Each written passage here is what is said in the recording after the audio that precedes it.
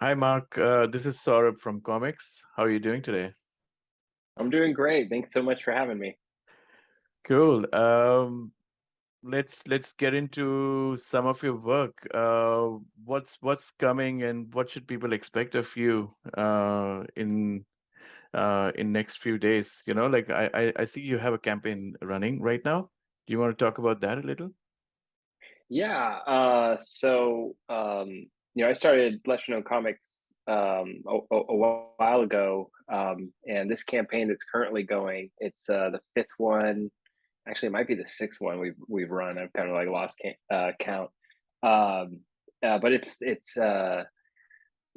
I had been putting out mini comics, just short stories, and I had been working with folks who were bringing their comics to lesser known comics to be published. So it wasn't necessarily my comic. I was publishing other people's work, and this is like the first full length one that's like it's mine. So it's like I'm really stoked about it, and it's called Either Them or Us. It's just samurais versus witches in 1980s Japan, and it's got everything, magic and helicopters and giant grappling hooks and anything that like an action fan would like. I was really happy with the illustration done by a guy named Franco Luna.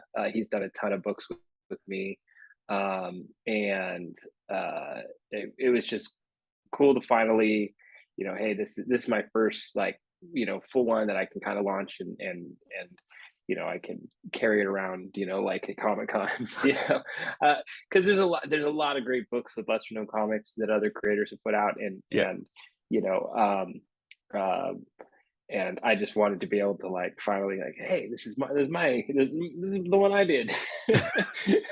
That's amazing. And that sounds really, really fun, like it sounds weird, but weird is fun. And that's what indie comics are all about, isn't it? Yeah, I mean, indie comics has that ability. I've seen amazing books that have the most ridiculous premises. My buddy Dan, he does Bigfoot Knows Karate, amazing book. Ah, And nice. it's like, hey, Bigfoot karate, you like those? And you read it, and it's so much more than that. And then yeah, I think indie comics we're in a golden age. There's just so much good stuff out there, and what's been really cool is how welcoming the scene is. I've gotten to meet so many people, and coming up next weekend, I'll be at Baltimore Comic Con, and there's just so many people that I've only interacted with on social media that we're all going to be in the same place. We're all like kind of Nice. losing our mind, being like, "I'm going to see you. It's going to be awesome." Yeah, one day I would love to meet all these people I interact with online, in real life. That would be amazing. Yeah, totally. And there's some people I've been working with for over 2 years now that I haven't met them in person. These are people I'm making comics with, right? And it spans the country, and it also spans the globe. We have 20 creators that are working somehow in lesser known comics, and Wow. illustrators, writers, colorists, editors, and not just in the US, but Canada, Spain, Argentina, and I'm sure I'm missing some countries.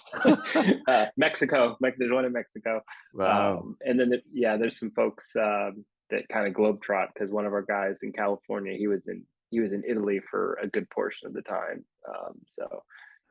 Yeah. That's amazing. That's a lot of inspiration as well, right? Like, it, getting so many cultures and people from so many different backgrounds actually just enriches the whole world of your comics as well, in a way. Yeah, I think a lot of the stories that I'm writing and interested in writing are really based. I travel a lot, and that's actually my wife travels a lot, and she drags me with her. So um, this story, takes place in Japan, but it ties to another story arc that happens in South America and kind of traverses between South America and California.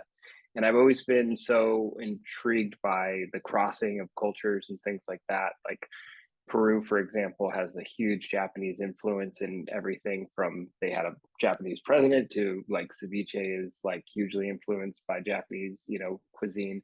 Yeah. And that stuff like, blows my mind, because I think a lot of times it feels like globalism is like a new occurrence, like we're, like, but Yeah. it's not. it's It's it's not. it's it's it's old as time, right? Yeah.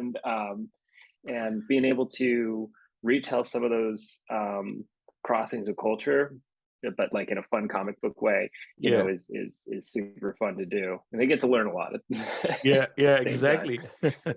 And funny you say that because I once traveled to Sao Paulo via Dubai, and like half of my flight was actually Japanese in Brazil, and I came to know that Sao Paulo has a huge Japanese population as well. They have like a Japantown, uh, like a portion of the town which is like all Japanese people, which is quite surprising to me, back then. Yeah, Yeah. that's Yeah, I was on a flight once with a Japanese guy who he spoke Japanese and Spanish, and I didn't speak Japanese, but I spoke Spanish, and we just muddled through like horribly pronounced Spanish. He was doing Spanish with a Japanese accent. I was doing Spanish with a heavy like Californian accent. Like just and we were having beers on the plane, and just muddling through it and just having a great time. yeah. But that was such like a cool little gem of experience, that I got to. That's awesome. That's awesome.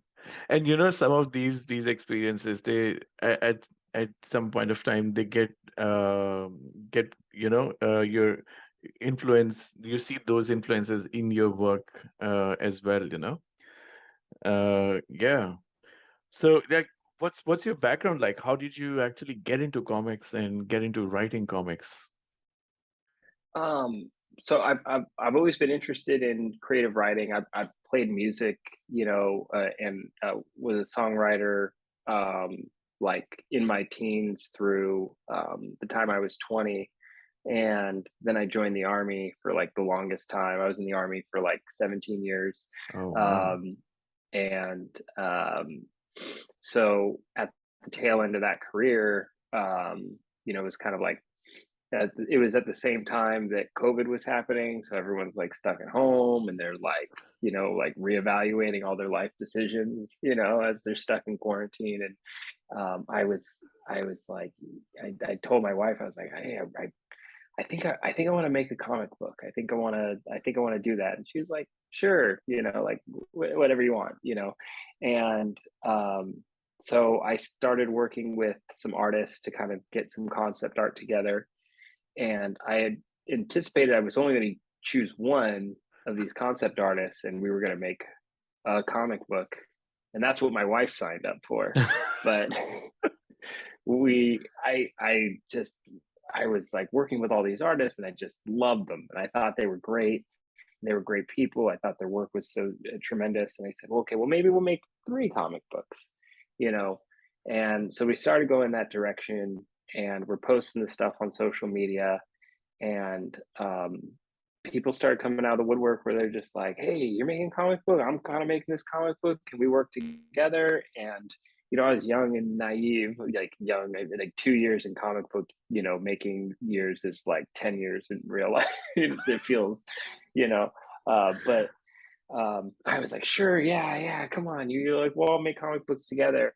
And next thing I know, I joke because like my wife came in the office and there was this conference call. We got like 14 people on, and she's like, I thought you were just making a comic book. And it was like, yes, I'll admit it got away from me a little bit, Um, and 2 years later, I think, um, it's been a mix of super positive experiences and some super tough lessons because anytime you get into a new thing, you have missteps and you fail and you do things wrong and whatever.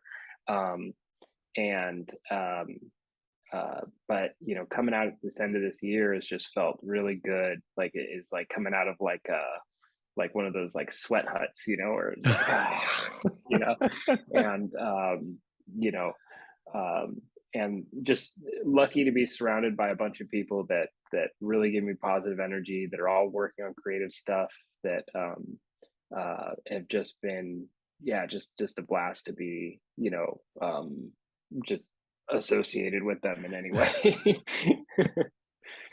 That's amazing. That's amazing. It's also like it's so both easy to find creators, and they're always so willing to work on some of these projects as well. It's lovely how talented these creators are, and and they're always so willing to work on some new projects. Yeah, and I think coming from the music scene, um, you know, most recently, the the folks that I've tended to really get along with and um, been making books with, kind of come from that DIY music background, where it's like it's almost like you're starting a band, where it's like, hey, we don't really know what the sound is yet, like, but we're all just gonna like hang out in this sweaty basement and kind of like jam out until like we kind of get a set list together.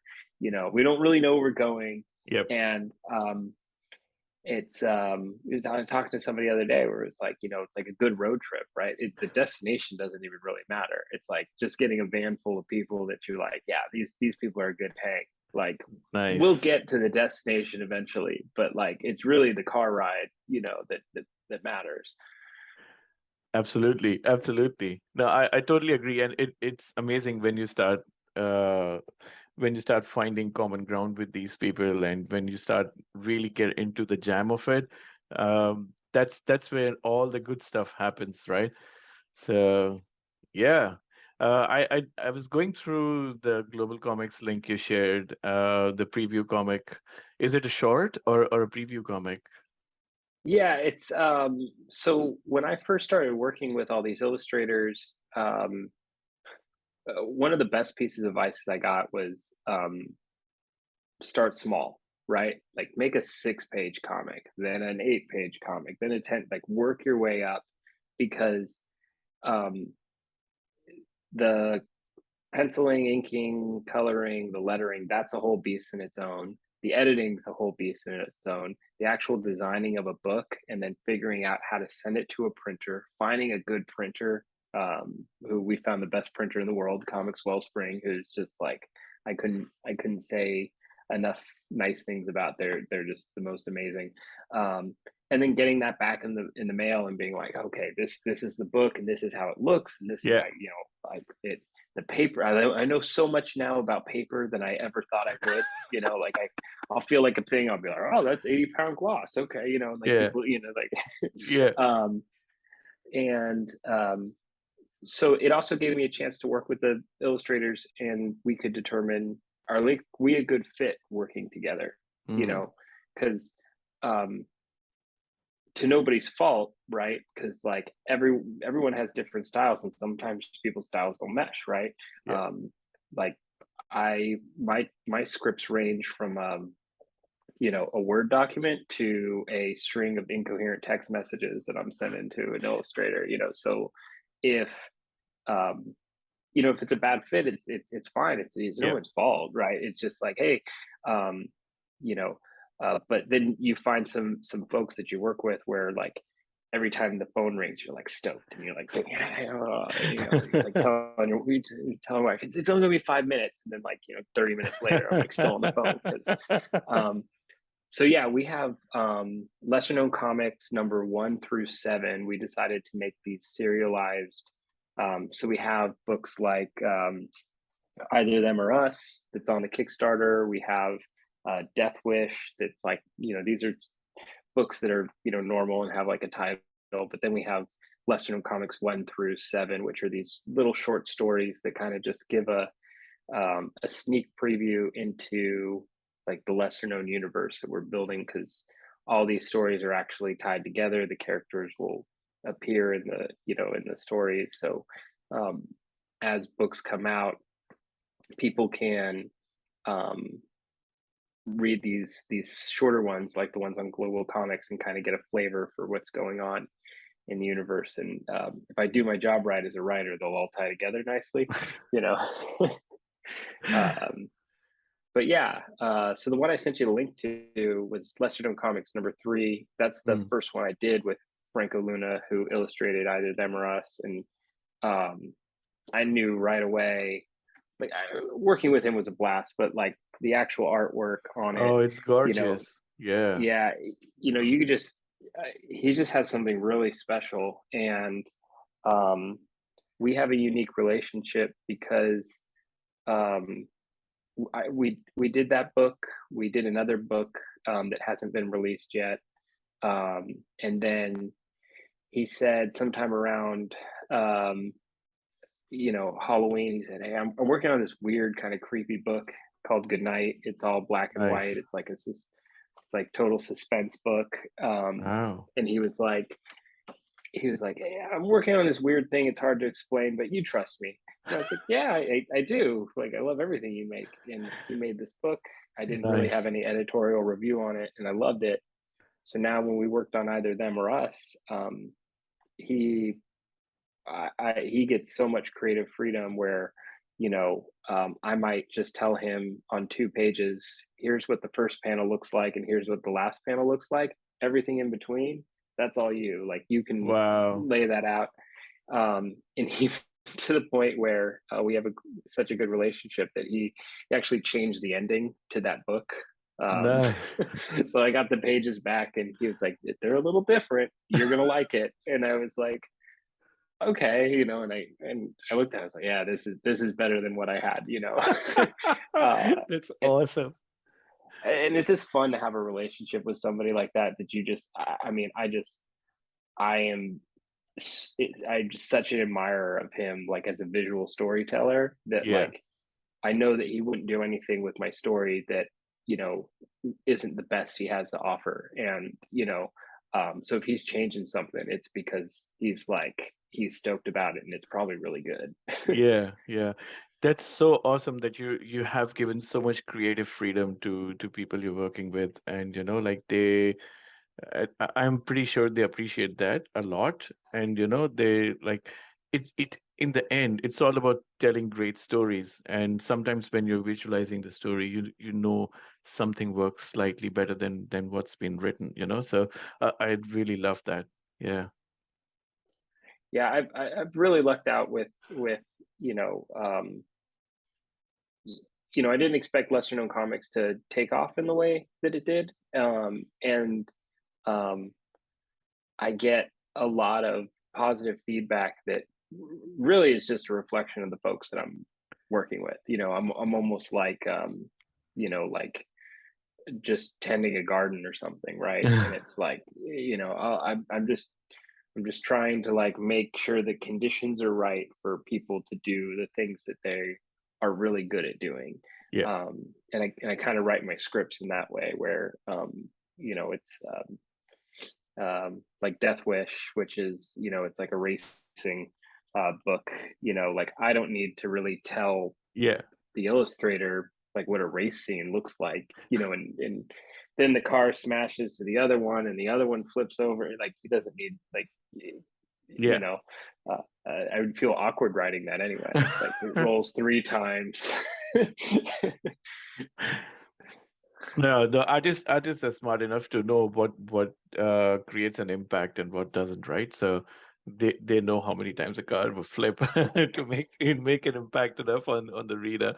So yeah, that's great. Yeah, I love that as well. I worked with an artist from Nigeria, I think, and I gave him was some sort of, not even like visual clues. Like, I just gave him some very raw script, and like I had a couple of discussions with him around uh what kind of characters they are, like give them some character traits and stuff, and then let him come up with some character designs, and even things like scenes. And um for example, I just gave him a brief saying what you like, the environment is very hellish kind of environment, and all the colors and the color schemes of characters should affect that. And basically he came up with this beautiful like orange and red hue that he gave to all the panels. It was really lovely. Like it was mix of brown and little bit of orange, and it gave exactly the effect that I wanted. So yeah, Yeah. um, Yeah, yeah, I think that freedom is a lot, and I think there's other tools as well that can be used. Pinterest, like we built Pinterest boards together, some creators, and then some other creators. I'm working on a book with a guy named Dave Law, who we make playlists and we send them back and forth to each other, and like we're like, this is the mood of the scene, like, and send them a song, like, and that's a lot, does a lot more than any like notes I could really provide. yeah, yeah, yeah. Nice. The first panel of your book, which is an advertisement, right? And I think it's a very smart way to start a book and both give some sort of exposition into what the book is about. Yeah. How did you come up with Yeah, that? I actually didn't. So we talked about what to do on that interior front cover. I think you're talking about this one. Yeah, yeah, And I so one of the things about Franco, so he doesn't write any of the dialogue, but he does. Well, that's wrong. He what what he does do is when he sends his pencils to me, that's a layer that's going to be covered up in inks later, so I won't see them. So in the pencils, sometimes he'll scribble in notes and word bubbles that weren't part of the script, and those are like the things that. So I was like, oh, these word bubbles are funny. I think they're, um, you know, and just random stuff like, he has the, I don't know, the language guide on the show, but you know, he's got the wine bottle that's called good shit. So it's just like, I was like, yeah, like, I guess I don't really need to tell him, you know. yep, Um, so those are fun because I get to, at least when I see stuff like that, I get to experience what the reader gets to experience, where um I don't know exactly what I'm going to see. So if I'm enjoying what's being revealed to me as we're going through the process, that I didn't, then I can tend to say, okay, I think we're on the right track, because like I'm cracking up. I'm thinking the stuff that you're giving me back is really funny, or you know, yeah, really suspenseful or whatever. absolutely, absolutely. Cool. Yeah, how did you come up with the idea of samurais versus witches? And how did this book Uh, come about? you know, it's so there's the scripts that I write, and then as these characters come up, then um, I'll have to write some canon, like, or some backstory for them.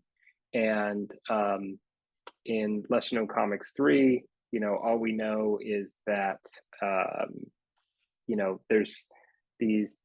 I don't even think we reveal that they're witches, Yeah, in this panel, but that there's three people from Japan that have yeah, come, and they brought this mysterious artifact to Danny, who she's one of our characters that's throughout most of our story arcs. And at that time, I just had like the idea that she was almost like a witchcraft arms dealer in living in South America, like that Pablo Escobar lifestyle. And so me and Franco were working on that, and we'd placed that whole story in Argentina because that's where he's at, and like it made it easier for reference and stuff like that. But he kept coming back to me, and he's like, well, who are these witches, like, and who are they running from? And like, as I was explaining that to him, he was just like, he's like, we should be doing more stuff about these witches and these samurai that are hunting them, and what's in the box, and like what was it like for them to get out of Japan, and escape, to bring this all the way to South America. So um, it the writing process for that almost went backwards. It was almost like as I saw that Franco get excited about certain things, then I started being like, okay, well, I guess we'll focus on that portion of the story arc. Nice, nice. That sounds awesome, and it's very, very intriguing. Some of the art you sent earlier, like that's on the blog that we did, that looks pretty amazing as well. Is that from the Kickstarter book as well? Yeah, you talking about in the press The release yeah, and the the horizontal panel you sent, the long one with the samurai and yeah. yeah. Yeah, that's all from the book. And then yeah, we put some art in that press release, and then on the Kickstarter page, you can see a lot of the pages and stuff like that. So Cool. That's awesome. Yeah, I think people should expect really interesting stories, good action adventure, fantasy genre stories. If that sounds all right to you, I don't know. Does it sound right to you? yeah, yeah, I think you know the genres that try to go um, so across all the stuff that I'm writing, the characters in the universe remain the same, but the style in which we're trying to tell that story will change. So either them or us is very much like a um, uh, like a classic '90s kind of action kind of comic. But ones like Death Wish and stuff like that are more like Mad Max meets Speed Racer. It's like very different than like the typical '90s comic. It's more like a '80s like Saturday morning cartoon or something like that. So Yeah. um, and then folks like Jade Louder, he's working on a book that's coming out next month. He's got a completely different style, and he's starting to write some of the stuff or Oh wow. illustrating some of the stuff for me. So that one's going to feel more like a punk rock zine. It's definitely, um, and I think a lot of comic book companies, even Marvel and DC, have kind of done that where they reimagined old characters and let different artists take their spin on it. Nice. No, I think I totally behind that because different variations in style give so much variety to your work as well, and it also attracts a lot of different kinds of readers to your work also, right? So Mhm. like people will not get bored of you. They won't find the same thing twice. So I think that's a good thing. Yeah, um, I like the ability that when somebody comes to like our booth at a comic book convention, we can say like, oh, what are you into? Like, what kind of comics do you like? And they might tell us. And even if it's not my comic, that I personally wrote, I might be like, hey, like, this one's the one for you. Because there's such a variety in the styles and in genres, even within lesser known comics.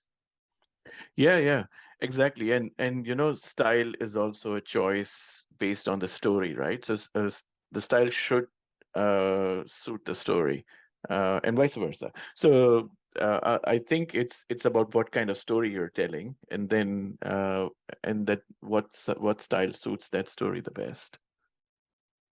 Yeah, absolutely, absolutely. And I'm excited. To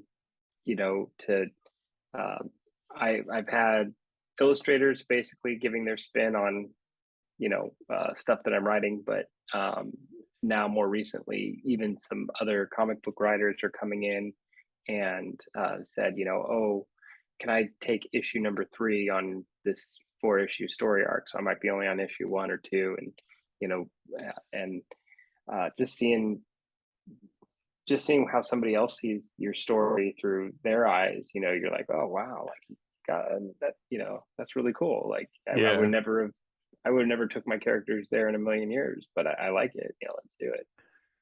exactly. And people find like their own different meanings in your stories, and that's the beauty of producing uh these, like, any creative content, right? Like movies or books or comics or anything of that sort, right?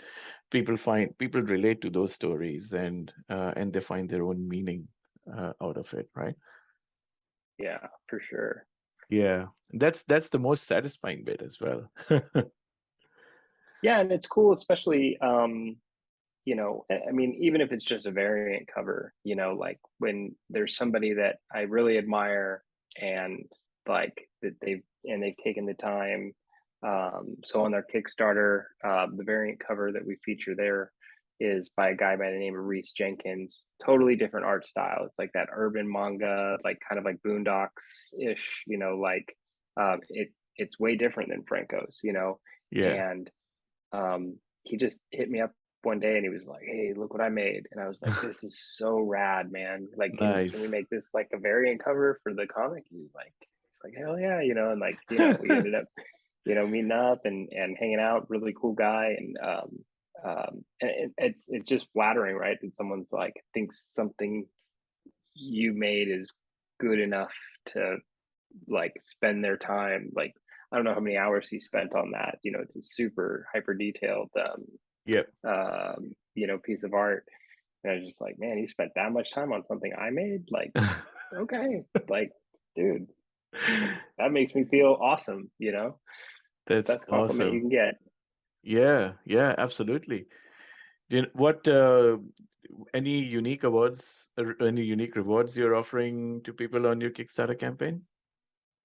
I think for the most part we do keep it simple. I think one of the unique things that we have because of the size of lesser known comics, if you go into the add-ons, um, there's all the other stuff in the lesser known comics catalog. So excuse me.